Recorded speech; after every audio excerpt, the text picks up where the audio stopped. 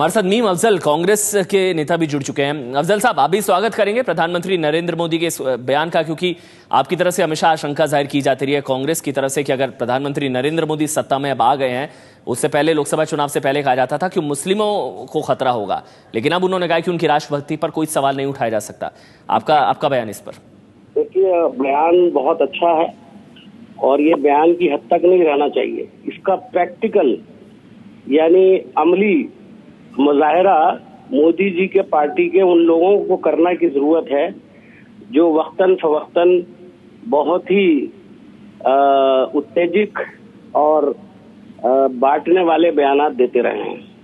मैं समझता हूं कि ये देश सबको साथ लिए बगैर कभी नहीं चल सकता और आज मोदी जी ने इसको रियलाइज किया है और 4 महीने के बाद उन्होंने इस किस्म का बयान दिया है और शायद ये असर है उस इलेक्शन के रिजल्ट्स का जो उत्तर प्रदेश में सामने आए हैं। नहीं, आप उपचुनावों से जोड़ रहे हैं मीम अफजल साहब, आपको ये लगता है कि ये जो बयान है प्रधानमंत्री नरेंद्र मोदी का, इससे भारत के मुसलमानों में एक अच्छा संदेश जाएगा? जो उन्होंने कहा है कि उनकी राष्ट्रभक्ति पर सवाल नहीं उठाया जा सकता, उससे अच्छा संदेश जाएगा कम से कम, ये तो मानेंगे आप?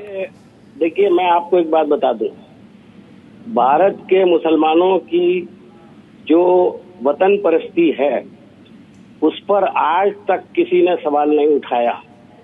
जब भी इस तरह का कोई लोग सवाल उठाते हैं तो वो चंद मुसलमानों का नाम या किसी ऑर्गेनाइजेशन का नाम लेकर ही ये सवाल उठाते हैं, लेकिन कुछ लोग ऐसे हैं जो सारे मुसलमानों को कटघरे में खड़ा करने का काम करते हैं और बदकिस्मती से वो ज्यादातर वो लोग हैं जिनका ताल्लुक संघ परिवार से है, भारतीय जनता पार्टी से है। इसलिए मैं समझता हूं कि मोदी जी के बयान का असर मुस्लिम्स पर जो कुछ भी हो वो तो एक अलहदा बात है, खुद उनकी पार्टी में हम देखना चाहेंगे कि उसका कितना असर है। तो आपको क्या लगता है ये संदेश किसके लिए था? ये जो कहा प्रधानमंत्री ने, आप जिनका जिक्र कर रहे हैं, कुछ लोग हैं पार्टी के अंदर भी, ये संदेश क्या उनके लिए भी था? मैं तो यही समझता हूं कि उनको ये संदेश अपने लोगों को सबसे पहले देना चाहिए और जाहिर है कि अगर उन्होंने दिया है तो ये सभी के लिए है, उनके लिए भी है और बाकी लोगों के लिए भी है। नहीं, कांग्रेस की तरफ से कहा जा रहा था, हमेशा से कहा जाता रहा है कि मुस्लिमों के अंदर एक डर है प्रधानमंत्री नरेंद्र मोदी को लेकर, वो डर अब खत्म होगा, कम होगा कम से कम। देखिए, ये मुसलमानों को बेइज्जत करने वाली बात है कि मुस्लिमों के अंदर कोई डर है। मुसलमान खुदा के अलावा किसी से नहीं डरता है। नहीं, कांग्रेस ही कहती रही थी मीम अफजल साहब। मुझे नहीं मालूम कांग्रेस में किसने ये बयान दिया, लेकिन मैं आपको एक बात बता दूं, मैं एक मुसलमान भी हूं और कांग्रेसी भी हूं। मैं आपको एक बात बिल्कुल वाज़ेह तौर पर कहना चाहता हूं कि मुसलमान अल्लाह के अलावा किसी से नहीं डरता है। हाँ, उसको तशवीश हो सकती है, जो हालात कभी कभी होते हैं उस पर उसकी तशवीश होना, कंसर्न होना अलग बात है और डर होना अलग बात है। ये डर की जो बात करते हैं वो मैं समझता हूँ मुस्लिम कम्युनिटी के लिए शायद ठीक बात नहीं है कहना, ऐसा कुछ नहीं है और उनको शिकायत हो सकती है पार्टियों से और वो किसी पार्टी के इन वजूहात की बिना पर खिलाफ हो सकते हैं, लेकिन ये कहना कि वो डरते हैं, ऐसा कहना मेरा ख्याल है मुसलमानों के साथ इंसाफ नहीं है। बहुत बहुत शुक्रिया मीम अफजल, कांग्रेस के नेता, साथ ही संबित पात्रा बीजेपी के नेता, दोनों हमारे साथ जुड़े हुए थे। तो की बड़ी खबर आपको बता दें, मुसलमानों की राष्ट्रभक्ति पर, भारतीय मुसलमानों की राष्ट्रभक्ति पर सवाल नहीं उठाया जा सकता और साथ ही भारतीय मुस्लिम देश के लिए जिया है और मरेगा। प्रधानमंत्री नरेंद्र मोदी ने यह बयान दिया है, एक इंटरव्यू CNN इंटरनेशनल को दिया प्रधानमंत्री नरेंद्र मोदी ने, जिन उनसे सवाल पूछा गया था। देखिए, अब आपको बता देते हैं जवाब क्या था। भारतीय मुस्लिमों की देशभक्ति पर सवाल नहीं उठाया जा सकता, भारत का मुस्लिम देश के लिए जिया है, देश के लिए मरेगा। अलकायदा का जो वीडियो था उससे जुड़ा यह सवाल था, अल जवाहिरी का जो भी हमने आपको बयान भी दिखाया था। फिर आगे प्रधानमंत्री ने कहा कि अलकायदा का यह सपना कभी पूरा नहीं होगा कि भारत का मुस्लिम उसके इशारे पर चलेगा, भारतीय मुस्लिम कभी देश का बुरा नहीं चाहेगा। प्रधानमंत्री नरेंद्र मोदी का यह इंटरव्यू CNN इंटरनेशनल को, और भारत में पैर पसारने की जो कोशिश थी अलकायदा की, वो प्रधानमंत्री ने कहा है कि वो कोशिश कभी पूरी नहीं होगी और वो सपना भी कभी पूरा नहीं होगा।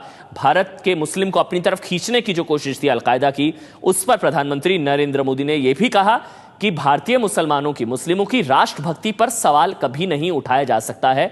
भारत का मुस्लिम देश के लिए जिएगा, देश के लिए मरेगा। आपको बता दें, सितंबर में अमेरिका जाना है प्रधानमंत्री नरेंद्र मोदी को, और अमेरिका और भारत की रणनीतिक साझेदारी को और मजबूत करने की बात भी कही है प्रधानमंत्री ने। और आगे उन्होंने कहा कि अलकायदा का यह सपना कभी पूरा नहीं होगा कि भारत का मुस्लिम उसके इशारे पर चलेगा। भारतीय मुस्लिम कभी देश का बुरा नहीं चाहेगा। जिस तरह से अभी जिक्र कर रहे थे कांग्रेस के नेता कि पार्टी के अंदर से ही इस तरह के बयान आए हैं शुरुआत से मुस्लिमों को लेकर, तो ये संदेश कांग्रेस का कहना है कि एक तरफ तो अलकायदा को और दूसरी तरफ पार्टी के अंदर जो लोग हैं जो मुस्लिमों को लेकर इस तरह के बयान देते रहे, उनके लिए भी कहीं ना कहीं ये संदेश है। और कांग्रेस के नेता मीम अफजल हमारे साथ जुड़ चुके हैं। मीम अफजल साहब, जो अलकायदा से जुड़ा सवाल था, दरअसल ये अल जवाहिरी का जो वीडियो था आपको याद होगा, जिसमें भारत में पैर पसारने की कोशिश थी और भारत के मुसलमानों को अपनी तरफ करने की कोशिश, एक कड़ा संदेश प्रधानमंत्री नरेंद्र मोदी का उनको भी, अलकायदा को भी।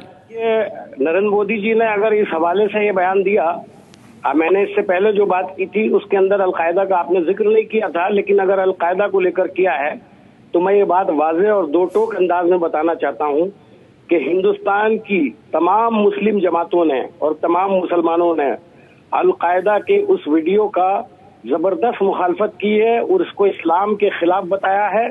और हिंदुस्तानी मुसलमानों की तरफ से मैं एक ही बात कह सकता हूँ कि अलकायदा हो या लश्कर तैयबा टाइप की जमातें हों या तालिबान हो, उस तरह की किसी भी जमात को हम इस्लाम दुश्मन समझते हैं। उनका मुसलमानों से कोई ताल्लुक नहीं है। इस्लाम कभी उस किस्म के कामों की तरगीब नहीं देता जिस किस्म के काम वो लोग कर रहे हैं। और अगर वो समझते हैं कि भारत के मुसलमान उनके चुंगल में फंस सकते हैं या उनको कोई मदद कर सकते हैं, तो वो ये समझ ले कि उनको यहाँ से जवाब ना में मिलेगा। और यही जवाब प्रधानमंत्री ने दे भी दिया मीम अफजल साहब, जिसकी आप बात कर रहे हैं। मैं समझता हूँ कि प्रधानमंत्री ने जो बात कही है वो बिल्कुल मुसलमानों की जो सोच है उसके मुताबिक उन्होंने उसको समझ करके। चलिए, आप भी स्वागत कर रहे हैं मीम अफजल साहब प्रधानमंत्री नरेंद्र मोदी के बयान का, बहुत बहुत शुक्रिया। साथ ही हमारे साथ गिरिराज सिंह, बीजेपी के नेता, इस वक्त हमारे साथ जुड़ चुके हैं। गिरिराज जी, आपको क्या लगता है, बिल्कुल सटीक और दो टूक बयान है प्रधानमंत्री नरेंद्र मोदी का, जो उन्होंने कहा है कि भारतीय मुस्लिम जो है वो देश के लिए जिएगा और मरेगा, उनकी राष्ट्रभक्ति पर सवाल नहीं उठाया जा सकता? बिल्कुल सही कहा है। कैप्टन हमीद इसी देश के वो रहे मुसलमान जो देश की रक्षा करते करते अपनी जान गंवा दी, लेकिन कभी इस्लाम आतंकवाद और उनको कभी नहीं स्वीकारा है और इस्लाम ने कभी नहीं कहा आतंकवाद। हम आतंकवाद के विरोधी हैं, हम मुसलमान के विरोधी नहीं हैं। इसलिए प्रधानमंत्री ने जो कहा है 200% सही कहा है कि हाँ, मुसलमानों के देशभक्ति पर हमें शंका नहीं है। लेकिन गिरिराज जी, दरअसल ये आपको लगता है कि क्योंकि पार्टी के अंदर कुछ नेता हैं जो मुस्लिमों को लेकर कुछ इस तरह के बयान, विवादास्पद बयान रहे हैं इससे पहले, क्या उनको भी ये संदेश है क्या? कभी बीजेपी का बयान मुसलमानों के प्रति विवादास्पद नहीं रहा है।